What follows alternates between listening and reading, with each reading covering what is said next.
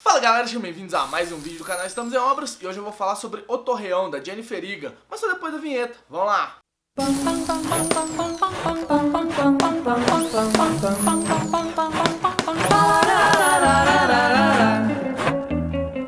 A primeira coisa que me chama a atenção nesse livro aqui é a quantidade de elogio que a Intrínseca conseguiu enfiar nessa edição aqui. Tem elogio na contracapa, então isso aqui é tudo elogio de alguns jornais que falaram bem do livro. Tem elogio aqui dentro também. Essa página aqui é só de elogio sobre o livro. E toda vez que um livro faz isso, eu fico com aquela sensação de que ele tá me obrigando a gostar dele. Porque não é possível que esse monte de gente falou bem e só você vai falar mal. E na maioria das vezes, os livros que carregam essa quantidade de elogios são livros que merecem todos os elogios e não precisaria ser exaltado tanto assim. O Torreão é um deles, é um livro que eu gostei bastante e eu vou explicar o porquê a partir de agora. O Torreão é um livro escrito pela norte-americana Jennifer Egan, que ganhou o prêmio Pulitzer em 2011. Por esse livro está escrito aqui que é A Visita Cruel do Tempo. Ele conta a história do Danny, que é um homem de 36 anos que mora em Nova York e que está muito perdido, assim, sem rumo para dar na vida. A relação dele com a família passou a ser uma relação complicada a partir do momento que ele foi para Nova York, adotou um estilo de vida completamente diferente. É ele que é o alvo de todas as conversas da família, ele não se sente bem por causa disso, aí ele dá uma afastada de todo mundo. E desde então ele passou a usar um visual diferente, ele usa cabelo comprido, usa maquiagem e começou a adotar também um estilo de vida diferente para poder sobreviver em Nova York. O livro começa de fato quando ele recebe um convite do primo dele, que é o Howard, para poder reformar um castelo no leste europeu. Esse castelo fica no interior de uma cidade que ele nem sabe qual que é, tem que pegar um trem, pegar uma estradinha para poder chegar nesse castelo e ele é envolto em mistérios. Sendo que o principal deles é uma velha de 100 anos, antiga moradora do castelo, que mora no tal Torreão do título aqui e se recusa a sair de lá. Só que esse está longe de ser o único mistério do castelo, porque as pessoas que vão pra lá, elas acabam tendo uma transformação de vida. E é isso que o Howard quer pra esse castelo, que vai se transformar num hotel. Ele quer que as pessoas que vão se hospedar lá tenham alguma experiência de vida única lá dentro. Ele quer proporcionar algo pra essas pessoas e ele acha que o castelo é o lugar especial pra isso. O Danny, a princípio, não acredita, ele tem muitos problemas com esse castelo, porque ele é viciado em tecnologia, ele não consegue ficar longe do celular. E nesse castelo não pega sinal nenhum, sem falar que ele começa a desconfiar do próprio Howard, porque todo mundo tá no castelo, tem um trabalho definido e ele ainda não tem. Ele tá lá pra descobrir se há algo mais do castelo e ele não sabe como é que ele vai conseguir. Então ele acha que o tempo inteiro o Howard tá zoando da cara dele por causa de um grande problema que eles tiveram no passado, quando eles ainda eram crianças. E o primeiro capítulo é todo envolto nesse clima de mistério. O que é o castelo, como que é a presença lá dentro, como faz pra entrar naquele lugar misterioso, até que a gente chega num ponto específico que é na página 24. E eu vou ler eles aqui pra vocês porque eu fiquei com uma cara de ué quando eu li ele. Ele fala o seguinte: final das contas, Danny não sabia por que tinha feito toda aquela viagem até o castelo de Howie. Por que eu fiz uma oficina de textos? Pensei que era para me livrar do meu colega de quarto, Davis, mas estou começando a achar que havia outro motivo por trás desse. Então assim, na hora que você lê essa parte, você olha, uai, tem um narrador que ele é independente da história, tava tendo narrador em terceira pessoa até então, só que o narrador meio que conversou comigo aqui, o que tá acontecendo? E a partir desse ponto que a gente descobre que a narrativa do Danny é só uma narrativa dentro de outra narrativa. E é aí que a Jennifer Egan começa a brincar com a estrutura narrativa e começa a criar uma camada em cima da outra. A gente descobre que a história do Danny, na verdade, é uma história ficcional escrita por um preso dentro da cadeia chamado Ray. Ele foi acusado de assassinato e, se eu não me engano, ele tá em prisão perpétua, mas para aliviar esse tempo que ele ia ter que ficar lá dentro, ele se inscreve numa oficina de texto, uma oficina de escrita criativa. E é nessa oficina de escrita criativa, sob a tutela da professora Holly, que ele começa a escrever essa história do Danny. Só que não foi sempre assim, porque a primeira coisa que ele faz é escrever um conto de 3 páginas falando sobre um aluno que meio que se apaixona pela professora e faz sexo com ela, e com isso a professora, que é a Holly, ela começa a ficar meio arredia, meio não querendo olhar pra cara dele, só que ele começa a escrever a história do Danny e os dois acabam se aproximando de um jeito um pouquinho mais diferente. E essas duas linhas narrativas fazem com que o ponto de vista da história flua da primeira pra terceira pessoa, sempre que a história do Danny tá em terceira pessoa e sempre que a história do Ray tá em primeira pessoa, porque igual eu falei, o Ray tá escrevendo a história do Danny, quando ele vai escrever, ele escreve em terceira pessoa, e quando ele vai contar a história dele é em primeira. E essa narração em terceira pessoa é com o narrador onisciente que sabe todos os pensamentos do Danny, e isso é um detalhe importante pro que eu vou discutir na hora que eu estiver falando sobre os spoilers. E o livro é todo escrito em pequenos flashes, como se a gente pegasse momentos do Danny no castelo e momentos do Ray na cadeia e fosse narrando aqueles acontecimentos. Só que não é nada confuso porque eles são feitos em ordem cronológica, mesmo que eles deixem um espaço vazio entre os períodos de tempo, a gente consegue mais ou menos estabelecer o que aconteceu naquele período e preencher o vazio que é deixado pelo livro. E eu li várias críticas falando que esse recurso que ela usou aqui deixou todo mundo muito confuso, essa mudança de narrador, esses pequenos saltos são feitos. Eu achei legal, achei uma experimentação narrativa muito legal, lembrando que eu sou uma pessoa que gosta muito das formas de contar histórias. Então sempre que alguém tenta uma coisa diferente, eu tento valorizar aquilo, principalmente se funciona, e eu acho que funciona muito bem aqui em O Torreão. E agora que vocês entenderam um pouquinho da história e da estrutura, eu acho que eu posso falar um pouquinho mais da percepção do livro em si. Como é uma história dentro de outra história, o tempo inteiro ele brinca com essa ideia da percepção. E ele brinca de uma forma que a gente começa a questionar a história do Danny. Na hora que a gente vê o Ray escrevendo a história, a gente pensa, pô, essa é uma história de ficção, então beleza, a história tá acontecendo lá, não aconteceu de verdade. Só que depois o Ray começa a falar umas coisas, outras coisas são ditas durante a aula de escrita criativa e você começa a pensar, opa, eu acho que essa história aconteceu de verdade e o Ray tá envolvido nela de alguma forma. Até que acontece uma grande reviravolta na história do Danny e a gente percebe que o Ray tava realmente envolvido com ela. Aí nesse momento a gente para e pensa, ah, realmente a história é real, ele tava só transcrevendo pro papel. O problema é que na hora que a gente vai pensar a história como um todo, não faz sentido ela ser uma história real, porque o Ray não teria acesso às memórias do Danny pra ele poder construir a história do jeito que ele construiu. Então a gente começa o livro achando que a história do Danny é uma completa ficção, passa a suspeitar que ela é real, acredita que ela é real e no final acha que ela é real com vários toques de ficção, ou até mesmo uma ficção pura dependendo da forma como você vê a história. Então esses pontos me fizeram gostar muito do livro, a estrutura que é usada e o questionamento todo sobre escrever histórias e o quão real ou não pode ser uma história. Então dá pra tirar muita coisa desse Torreão aqui e a história é muito bem escrita. Eu acho que dá pra perceber o tanto que a Jennifer Egan gosta de brincar com a estrutura da história, que tem 2 capítulos aqui no livro que são muito bons. O primeiro deles é quando o Danny entra no tal Torreão do título, que aí tem várias metáforas que a gente pode aplicar aqui, como o Torreão como último refúgio, uma forma de fugir dos problemas, mas enfim, é quando o Danny entra nesse Torreão e encontra a velha que morava lá dentro. Além de toda a jogada narrativa que acontece aí, tem toda uma percepção de tempo também que é alterada, então esse capítulo é muito doido. Além do capítulo final que é narrado pela professora Holly, que faz toda uma inversão no processo da história e pra mim também foi um dos melhores capítulos do livro inteiro. Esse livro aqui me deixou com muita vontade de ler A Visita Cruel do Tempo, uma amiga minha já leu, coincidiu de eu ir almoçar com essa amiga minha, com a Jéssica, e eu tá com o livro na mão, ela virou e falou, olha, acabei de ler A Visita Cruel do Tempo e o livro é muito bom, e eu vi que ele também brinca um pouquinho com essa estrutura narrativa, então é uma coisa que eu quero ler também, eu acho que eu vou gostar bastante dele, e em breve eu devo falar mais coisas sobre a Jennifer Egan, mas esse livro aqui pra mim eu gostei demais. Então é isso, faz aquelas coisas de sempre, curte, compartilha o vídeo, mostra pros amiguinhos, se inscreve no canal se não for inscrito, e me conta aqui nos comentários se já leu o Torreão, já leu A Visita Cruel do Tempo, já leu outro livro da Jennifer Egan, comenta aqui pra gente poder conversar, beleza?